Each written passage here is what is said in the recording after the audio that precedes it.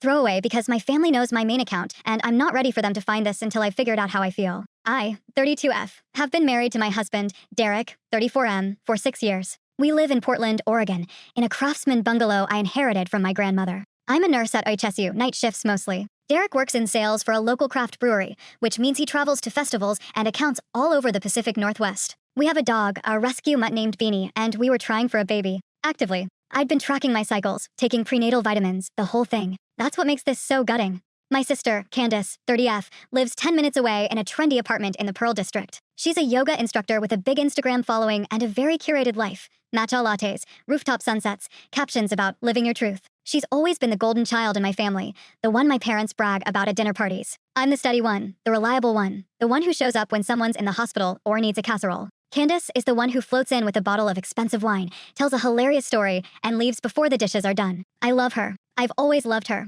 She's my little sister. But I've also resented her quietly for years. She has a way of taking things without asking, of assuming the world will rearrange itself for her convenience. I never thought she'd take my husband. The first time I felt something was off was in late March. It was a Tuesday, I remember, because I'd worked a double shift the night before and my brain was foggy. I came home at 8 a.m., peeled off my scrubs, and found Derek already awake, which was weird because he usually didn't roll out of bed until 9. He was sitting at the kitchen table, texting, and when I walked in he flinched. Not just startled, flinched, like I'd caught him doing something. He flipped his phone over instantly. "Hey babe, you're home early," he said, his voice a little too bright. I squinted at him. Shift ended on time. "Who are you texting this early?" "Oh, just the distributor in Eugene. They're having a keg issue." He stood up, kissed my cheek, and I smelled it. Not cologne, not perfume. A specific scent, lavender and eucalyptus, the exact blend Candace uses in her essential oil diffuser. I know that smell because she'd given me a bottle of it for Christmas, saying it would align my chakras. It was sitting and used under my bathroom sink. I didn't say anything. I told myself I was being dramatic. She's my sister. He's my husband. They're practically family to each other. Candace had been coming over more often lately, for dinner, for movie nights, sometimes just to hang out when I was working late. She'd bring her yoga mat, and they'd do stretches in the living room. I thought it was sweet. I thought they were bonding as brother and sister-in-law. I actually felt grateful that they got along so well. God, I was an idiot. The cracks kept spreading. Derek started showering the moment he got home, even if he'd just been at the brewery. He'd put his phone in a Faraday bag, a literal signal-blocking pouch he claimed was for digital detox. He stopped touching me. Not all at once, but gradually, like a faucet being turned off drop by drop. When I'd reach for him in bed, he'd say he was tired, or his back hurt, or he had an early meeting. We were trying for a baby, and suddenly we weren't even having sex. I thought it was the stress of the fertility window. I thought it was my fault. I confided in Candace over brunch one Sunday in April. We were sitting at a cafe on Division Street, picking at avocado toast, and I started crying. "I think Derek doesn't want me anymore," I said. "He's distant. He's secretive. I'm scared he's cheating." Candace reached across the table and held my hand. Her eyes were full of sympathy, so warm, so convincing. "Oh honey, no. Derek adores you. He talks about you all the time. You guys are just going through a rough patch. You're exhausted from work. Don't spiral." She squeezed my fingers. "If he ever hurt you, I'd kill him myself." That line, I've replayed 1,000 times. She said it with such conviction. And all the while, she was sleeping with him. That's not just deception. That's a performance. That's a level of duplicity that makes me wonder if I ever knew my sister at all. The discovery happened on May 12th. It's burned into my memory like a brand. I was supposed to work a 12-hour shift, but it got canceled at the last minute due to a scheduling mix-up. I didn't call Derek to tell him I was coming home early. I wanted to surprise him, maybe suggest we go for a hike in Forest Park, try to reconnect. I stopped at the farmer's market and bought a bouquet of peonies, his favorite. I remember how happy I felt walking up the front steps, the sun on my face, the flowers in my hand. I was going to fight for my marriage. I was hopeful. I opened the door. The house was quiet, but I heard music from upstairs, some ambient yoga playlist, the kind Candace always uses for her classes. I set the peonies on the hall table and called out, "Derek, I'm home early." The music stopped abruptly. There was a scramble, muffled voices, a thud. My heart started to pound, slow and heavy, like a warning drum. I climbed the stairs, each step creaking under my weight, and pushed open the bedroom door. Derek was standing by the bed, shirtless, his jeans half-buttoned. And Candace was on the other side of the room, wrapped in my bathrobe, my white terry cloth robe with the embroidered daisies that my grandmother made me, trying to look nonchalant but failing. Her hair was a mess. Her yoga pants were inside out on the floor. The room smelled like lavender and eucalyptus and something else, something animal and wrong. I didn't scream. I didn't cry. I just stood in the doorway and said, "How long?" Candace started babbling, something about, "It's not what it looks like," and we were just talking, but Derek just stared at me with this expression of pure guilt, like a dog caught chewing a shoe. He didn't deny it. He couldn't. I turned to my sister. "Get out of my robe." "Lauren, please. Get out of my robe, Candace." She untied the robe, dropped it on the floor, and hurriedly pulled on her clothes. I watched her, this woman I'd shared a bathroom with for 18 years, this person whose secrets I'd kept since childhood, and I felt something inside me calcify. She tried to touch my arm as she passed. I flinched away. "Don't you ever touch me again." She left. Derek started crying. He told me it had been going on for 4 months. For months. He said it just happened, that they hadn't meant for it to get this far, that they were both confused and lost, and he'd been under so much pressure at work and Candace was just there. He actually used the word connection, like he was reading from a self-help book for unfaithful men. He said he still loved me, that he wanted to fix this, that we could go to counseling. He said Candace was a mistake. I listened. I was eerily calm. Inside, a part of me was screaming, but another part, the nurse part, the part that deals with emergencies without panicking, kicked in. I asked him to pack a bag and leave. He did, after a lot of begging. He went to stay with a friend. I sat on the edge of our bed, the bed I'd been trying to conceive a child in, and I stared at the wall until the sun went down. Then I started planning. I'm not a vindictive person by nature. I'm the one who brings a lasagna to a funeral, who remembers everyone's birthday, who listens without judging. But I have limits. And the combined betrayal of my husband and my sister, the sneaking around, the gaslighting, the sheer audacity of her sitting across from me at brunch and telling me she'd kill him if he ever hurt me, while actively participating in the destruction of my marriage, that crossed a line so fundamental that I stopped caring about being the bigger person. We had a family reunion coming up in 3 weeks, Memorial Day weekend, at a big rented house on the Oregon coast. My parents, my aunts and uncles, cousins, everyone. Candace was supposed to bring her new boyfriend, some guy named Trey she'd been casually dating, but I knew she'd probably break up with him before then, because she gets bored easily. Derek wasn't invited, obviously, but my family didn't know about the separation yet. I told them we were working through some things and that he might not make it. Everyone assumed it was fertility stress. I decided the reunion would be my stage. Not in a dramatic, reality TV way, I'm not a screamer, but in a quiet, devastating, undeniable way. I would make sure that everyone in our family knew exactly what Candace and Derek had done, and I would force them to sit in the discomfort of that truth with no escape, no spin,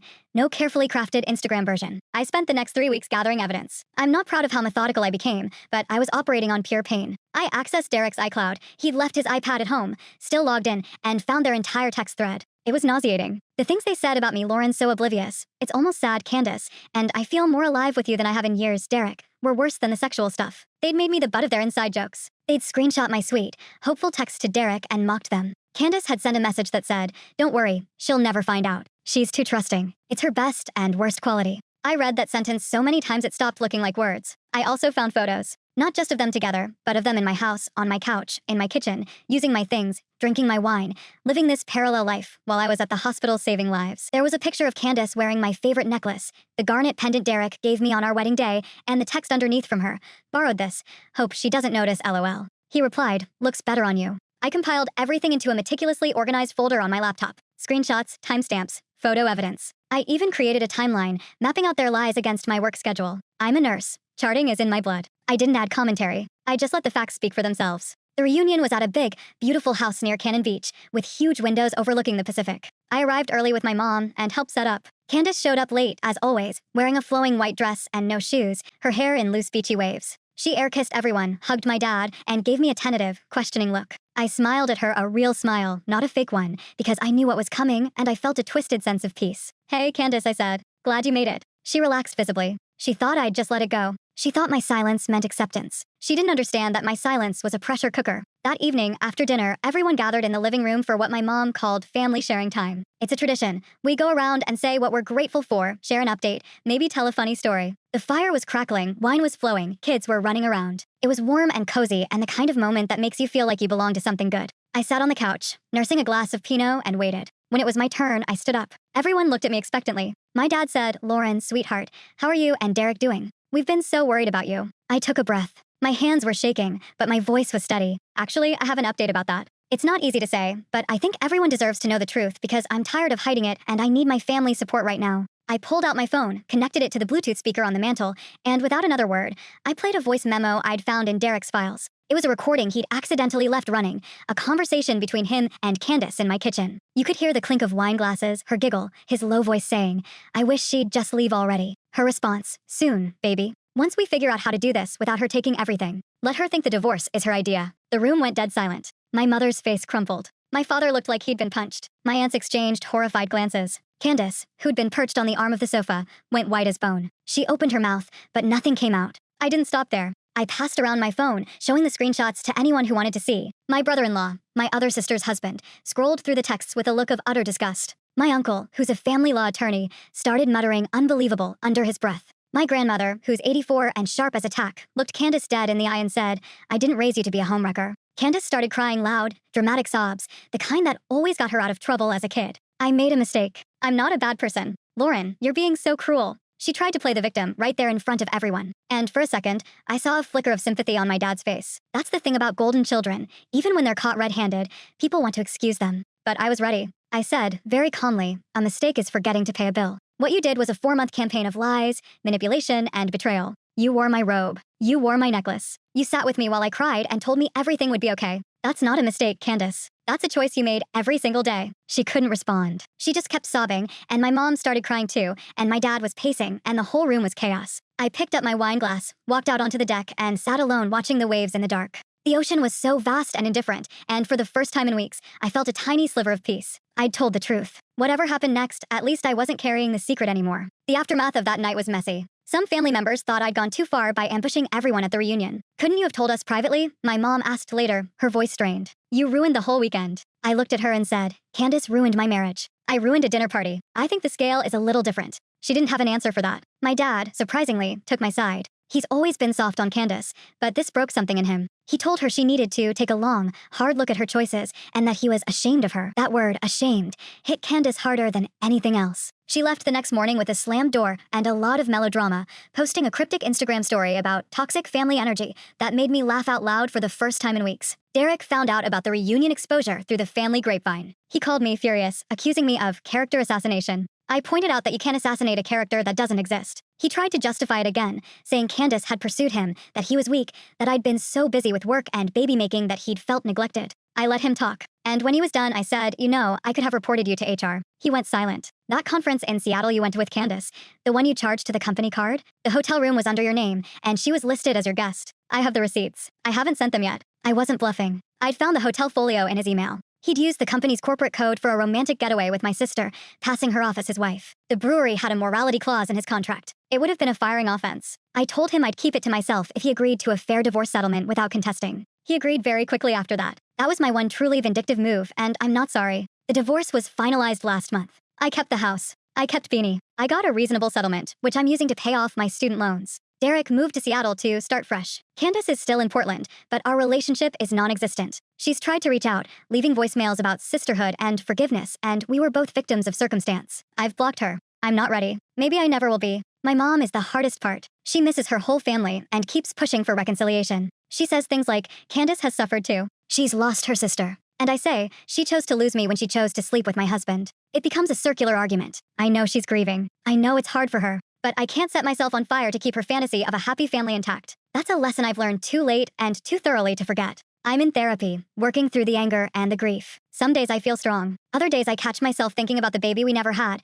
the nursery I'd started planning, the future that got demolished, and I have to pull my car over because I can't see through the tears. The betrayal by my sister is somehow worse than the betrayal by my husband. He was my partner, but she was my blood. She knew me in ways no one else did. She knew how much I wanted to be a mother, how hard I'd worked to keep my marriage alive, and she still did what she did. That's a wound that doesn't heal easily. So here I am, asking the internet because my therapist won't give me a straight answer for exposing the affair publicly at the family reunion and using leverage to get a clean divorce. Should I have handled it privately, preserved the family's peace, and let Candace and Derek slink away without the shame they deserved? Was I the monster that night, or was I just a woman who finally stood up for herself after being treated like a doormat by the two people who were supposed to love her most? I still don't know. But I do know that when I think about Candace sitting on my couch, wearing my grandmother's robe, laughing about how oblivious I was, I don't feel regret. I feel a dark, quiet satisfaction. And maybe that makes me an asshole. Or maybe that makes me human. You tell me.